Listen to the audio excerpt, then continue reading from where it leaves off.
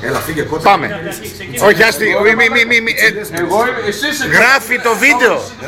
Γράφει, ρε, θα τελειώσει το φιλμ. Με είδες το Σάββατο και να βάλουμε στοίχημα. Μαλάκα, τι γράφω τώρα που σας τσακώνεστε. Λοιπόν, πάμε. Λοιπόν, λέω ότι στα μεταξύ μας παιχνίδια έχουμε έρθει 0-0 και 1-1 και αυτή η ισοβαθμία δεν έχει εκτός έδρας γκολ. Είναι απόλυτη ισοβαθμία. Από τη στιγμή που στο τέλος του πρωταθλήματος θα ισοβαθμίσουμε, το μόνο το οποίο μετράει είναι το goal average.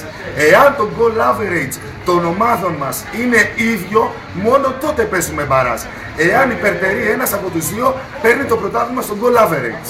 Αυτό.